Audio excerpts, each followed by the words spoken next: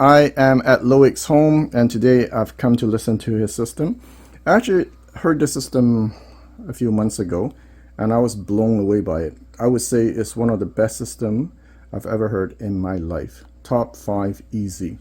And what I did today, I brought Mr. Kanta over, and he was blown away. I mean, blown away.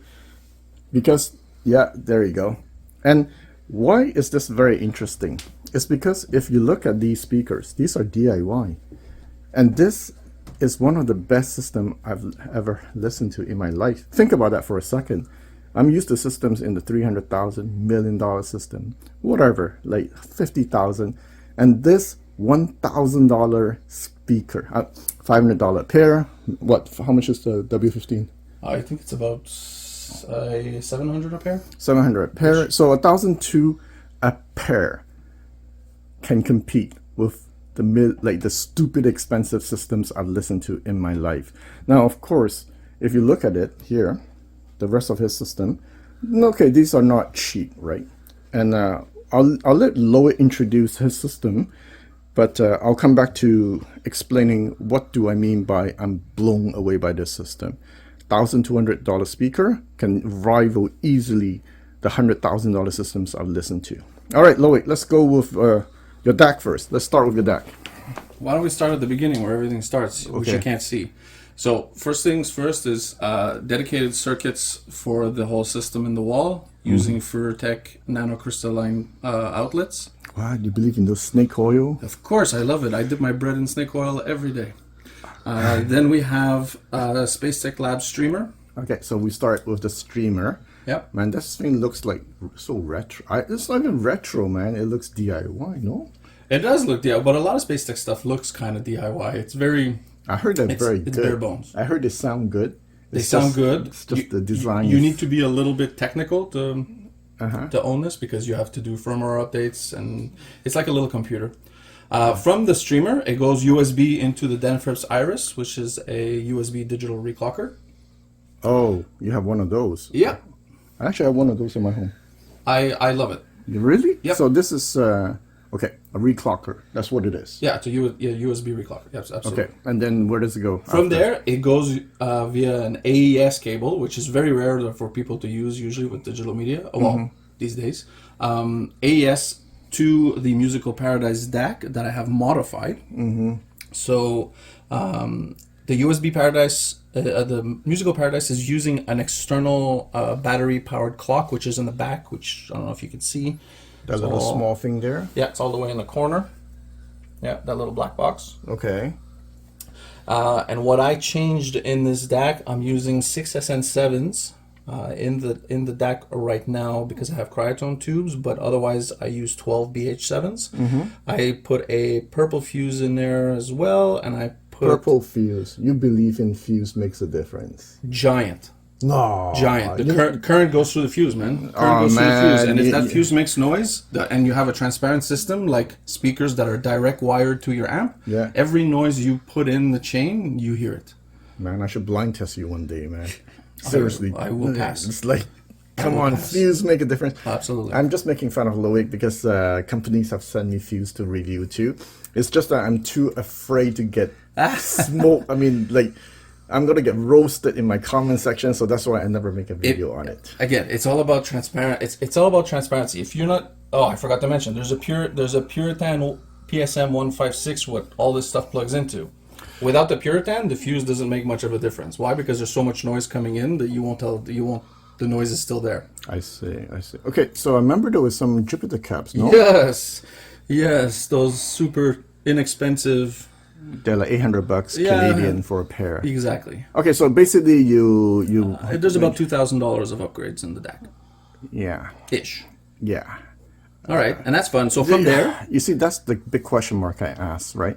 Would it have not been better if you spent $2,000 more to buy a better DAC? No. As opposed to buying this and, I did buy better DACs. Oh, right. So you did. I bought DACs up to almost 5,000. Not quite. It was 4,400. Okay, but this one wins. Okay, fine. Let's move on then. What's next? All right. So from there, that goes into the Melody preamp, which is the black one that you see in the middle.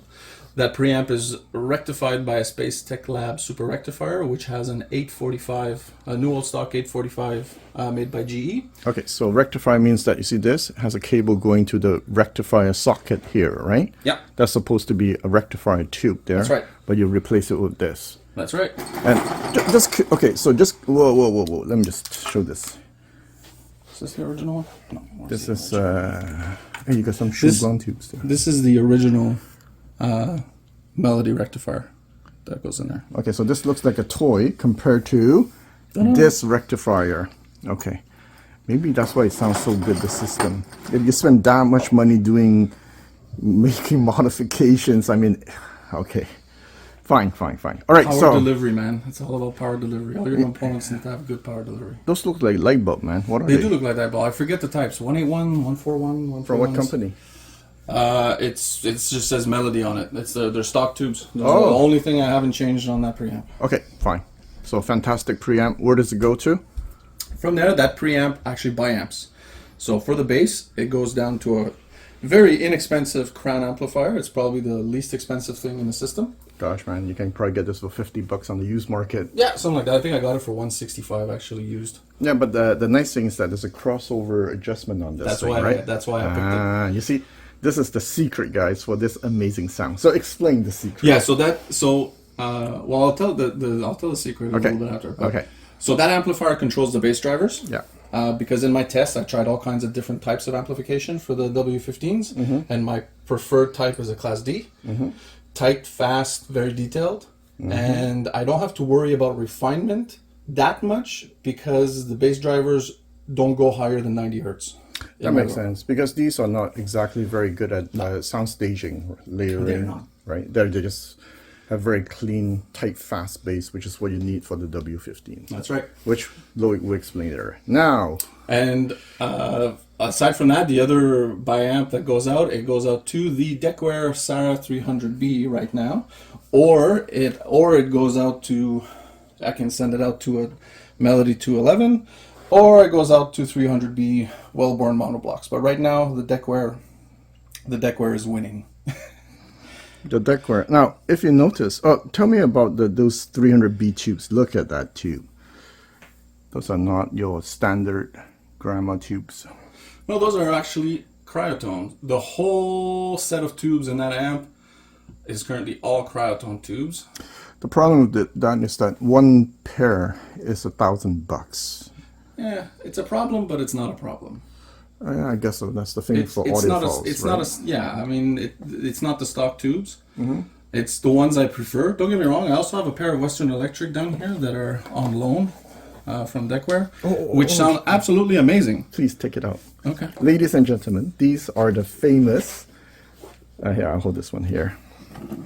These are the famous Western Electric that cost an arm and a leg. Like these are they're expensive. These are what, 1,000 something? 1,800. 1,800 bucks. Canadian. Okay. So these are really the legendary tubes, but the cryotone can give it a serious challenge, if not better. Well, it gives it a good run for its money. I mean, in terms of realism, to me, my preference, I find the cryotones are more realistic. This is just a different type of seasoning. Okay. It's very luxurious, very sparkly. But I find it doesn't have. It's not the same type of realism as the cryotone. But don't get me, like, no one will ever come. Like, this is luxurious sound. Well, high luxury. It's beautiful sounding, excellent. Especially if you have a very good rectifier in the amp. These tubes sound incredible. Well, at that kind of price, I mean, I hope they sound like, like $1 million. But then again, okay, so Sarah, weren't you supposed to send this back to Steve? Yeah, I'm about to get an email soon. You're holding it hostage. Hey, Steve, maybe I should review this. Apparently, it's like the best of the best. It's excellent. Yeah, I can imagine. Love it. Well, at least from what I heard just now, it's just... That's the thing. I don't know, is it because of all this, or because of this, because of the cryotone, because of, it's just a combination of everything. All right. It really is. So now let's talk about the secret here. So why can this setup, maybe what, 20,000, 30? Yeah, you could get away with it for Under 30.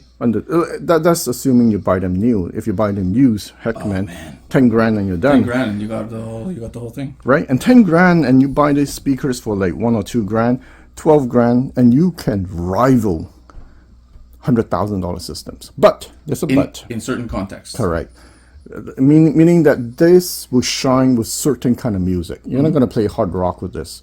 But with voice, what else was good? Oh, the guitar, the decay is just spectacular. I think this is the most decay I've ever heard in a system. Wow. How many tubes do you have on your chains? Like 19. 19 tubes, okay? I've never heard a system with 19 tubes. 19 tubes and a few chokes. Yeah, a few chokes. And that's why I hope the decay is spectacular. So when it comes to guitar, spectacular. Drum, you can really, really hear the skin of the drum. And I'm not kidding you. I can blind test you and you think that it's a real drum. The vocal will melt your heart. I mean, that's the thing that Mr. Cantor next to me said. It's very touching my heart. Yeah, it touches his heart. It really draws him in. And for me, this is endgame. Yeah, I feel I'm crying. Yeah, you see why Mr. Cantor say he's crying is because after listening for 30 seconds, you say I should stop listening to this. I cannot listen to my system anymore if I listen to this. And as you know, Mr. Cantor with his famous audio research Macintosh and the Folkhouse Sopra 2 cannot rival this in terms of emotions, in terms of realism when it comes to bass. It's not the same sounding. Yeah, of course, the Sopra 2 will do other things way better, obviously, right? But in terms of emotional engagement, heck, man, I give this a 11 on 10, man. Anything else to add? I take that. Okay, just keep thinking. In the meantime, so Loic, explain why is the W15 away from the main speaker? You see, this, you cannot buy them in stores. Nobody's going to come out with a speaker like this, right? Separate, one in front of the other. Everything is usually on the same plane. Yep. Right? So this is really a unique design. And the unique benefit of it is that it outshines even $100,000 systems that I've listened to. Yeah, I was asking myself for a long time after trying so many speaker combinations, if sound waves under 100 hertz are omnidirectional. Now I'm going to film you. Keep talking. The best place to reproduce bass in my room was never the same place that I would put a speaker to maximize my soundstage. So the best bass in my room for me was always coming from positioning my bass output in the corner of the room, which made my room, the walls act as bass horns. And these are things I learned over the years. I learned this actually from Verity Audio, how they have their rear firing drivers. They rear fire their bass into the corners of your room, so your rooms become a bass horn. So I've decided, why don't I try that? And by the way, we tried turning this off so that the W15 does not play. And you can tell you lose sound stage and you lose the meat on the very bottom. Yes. But the interesting part is that it affects the top end too. It does. And you know, usually you think that it would just affect the bottom, but no, it affects the whole package. And for that reason, you absolutely need the W15. I think of it as, you know, if you have a scale. Yeah. And on one side of the scale, you have the highs and the mids. Yeah. On the other side of the scale, you have bass. Okay. So you put the mids and the highs. This is a stupid analogy, guys, but what I feel happens. When you have the bass and the treble on one side of the scale, then together, if you have the right amount of weight in the bass, things stay balanced. What happens if I remove the bass from this side? Now the highs become too heavy. They get too much. It feels like there's too much. You bring the bass back, or it brings back balance. So the weight of the bass actually sort of tames the highs and the upper mids from feeling harsh. Yeah, that's my biggest complaint with single driver speakers, right? There's a lack of mid bass, or it can be a little bit shouty, it can be a bit harsh. And we were pushing at 90 something dB. Let's see, Loic has a SPL meter here. Let me just turn around slowly and I'll show you the SPL meter. And we were able to listen at 90 something dB with no problem. Right now it's at what, 56? Yeah. Yeah, just our voices. And also, if you look at Loic's place, which is very nice and clean compared to my home, he has a lot of space for the energy to dissipate. So that's why when we listen to the Lisong speaker, the Leonidas, it sounds really good here. But in a normal room, it might be overwhelming. So in this specific case, I think the room has a big part to play in the bass, because we're able to drive it really hard, loud. You get a lot of dynamics, and we don't get that pressurization that gives you listening fatigue. So it's a combination of everything. And what? The diffusion. Oh, there's diffusion as well. That all works into the. Yeah, I mean, Loic with his DIY skills try to make the ceiling a little bit more interesting, diffusion and blah blah blah. But Yeah. it's a combination of everything. So, in short, top 3 systems I've listened to in my life. Turns out to be $1,000 speaker. Sorry, $500. Yeah, $1,200. So You need the over, W15. everything that's over 100 hertz is positioned in the. It can be positioned in the room to maximize mids, voice, soundstage, and the bass being separate can be put in a place in the room to maximize bass performance. I do want to comment though. I have a love-hate relationship with single driver. And you should. And this is like probably one of the very few times in my life where I'm blown away by single driver speaker. I mean, really blown away. And this is with a cheapy Lisong, right? $500 one. Yeah, it's not like the $3,000 drivers. It's $500 a pair. And when you compare this to the Mako Macarius driver, I mean, that one is way superior to this one. Way superior. Right? Yes. I'm not talking about the overall presentation. I'm talking about just this driver in terms of refinement and detail. Yeah, when I heard it, one of the first questions asked was, "Can I get one of a pair of these drivers?" And they said, "Please let us try and sell our speakers first." Yeah. Imagine that, eh? If you put a Mako Macarius driver here, it's gonna be like Spectacular. you can rival $500,000 systems then. Yeah, but I did. Yeah, I didn't quite contribute to the. I don't know how many tens of thousands of dollars they had to pay Lisong to make a batch of those drivers. I don't have the privilege yet to get my hands on them. Maybe one day. All right, so with this, I am done with the first part. We're gonna check out your Ladybug now. All right. Okay. All right, guys. So I know I said that these can rival 100,000 whatever speakers, but there's a little bit of asterisk to it, because it won't make sense if it can rival $100,000 speakers, right? So there are some things that it doesn't do well. So maybe Loic, you can tell me what it doesn't do well. It doesn't do very complex types of music like grand orchestras. The more instruments there are, and the more instruments that require extreme dynamics, this suffers. Okay. It's maybe the effect of it's one driver trying to do it all. It's the fact that maybe there's a whizzer cone. That being said, if when I use a smaller driver in my other ones, let's say the potential of a grand orchestra's performance, these will do a grand orchestra's performance at what, 30% of what it should be. Whereas when you play acoustic music, like you were listening before, which made you go, "Oh my God," it does it at over 100%. Right. So my philosophy with these is I decided I'm going to stop trying to correct things that are wrong and things that it can't actually do properly. And because when you try to correct, I found myself losing what was good. When you're trying to fix a problem with something that can't do that thing properly, I was hurting what it was doing well. So I decided, you know what, all in on what it does well. So let's move on to the next one. After that, I had Loic bring out his Ladybug. And this is a very interesting concept. I think he got the idea from Steve from Decware, right? Yeah. So, okay. So basically, he has this driver, which costs $200 For a pair? a pair, pointing upwards. And he's connected it to the same electronics and also to the same W15 woofer. And when he played ratchets, amazing. It's fantastic. These tweeters are not connected, so just ignore them. And I'll say this, the first minute I listened to this, I'm like, no, I like the other one better because it feels like it's lacking detail and precision. Well, not precision, but it's there's less edges. It's smoother. But the second song I listened to is actually a lot more comfortable to listen, and it's very pleasant. So you can listen to this for like 2-3 hours and it'll be okay. No listening fatigue. And that's a big thing coming from a single driver. And next thing, if you notice, is pointing upwards. So the soundstage is very interesting.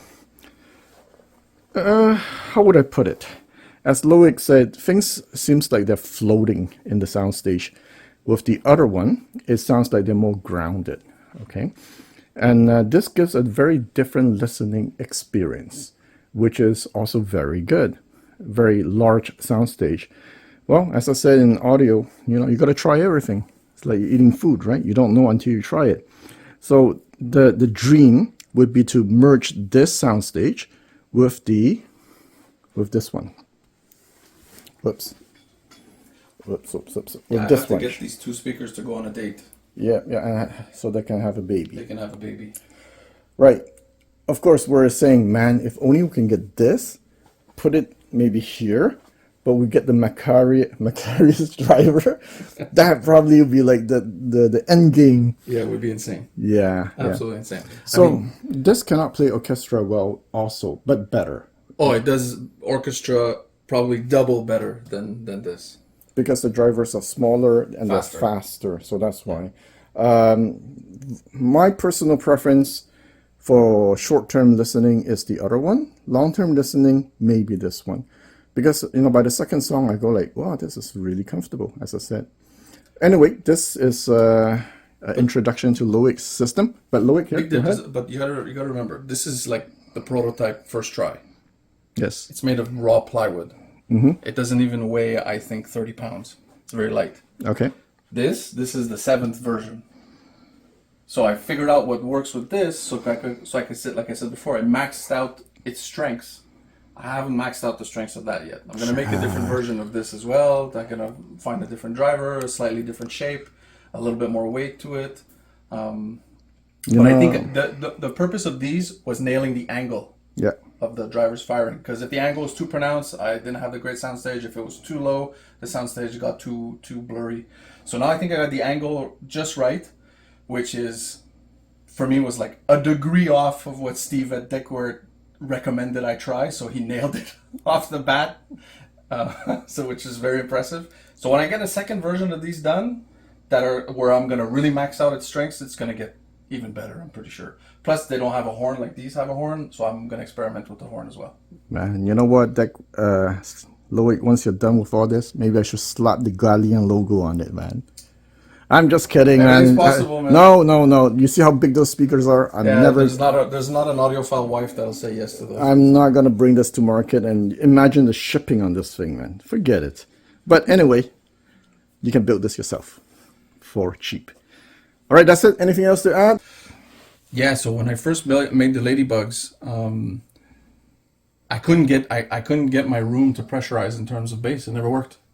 I was like, what's going on? I felt like the W15s weren't working. I thought for a while that either the drivers were broken or the amp was broken. But then I stopped to think about it, and I think that because of the angle of the driver, remember, right? Because the Ladybugs are still open baffle, so they're radiating in both directions. But because of the angle of the Ladybugs, I had a feeling that the phase of the W15 and the Ladybug were canceling each other. Which I find that odd because they're only playing up to 90 hertz. But nonetheless, if I don't reverse the polarity on the crown to invert the phase on the W15s, I don't get that quality level of bass with the Ladybugs. Basically, the lesson here was when you're biamping or triamping, you have to be aware of phases between your different drivers. They have to match. Usually in a speaker with a crossover, it's not an issue. But because I'm not using any crossovers, I'm completely dependent on the drivers and the amps that I'm using. So when I invert the phase on the crown for the Ladybugs, it's incredibly good. But if I use the same phase as I do with these, the Ladybugs sound flat, thin, and dry. All right, see, this is like a secret to the setup. If Loic does not tell you, you can spend a year thinking about it and never get the answer. Or you think your amp is broken, or you think that it's crap, or you think you need stronger amp, or, Yeah. Guys, this is Paradise. Forget hi-fi. Spend your money on this.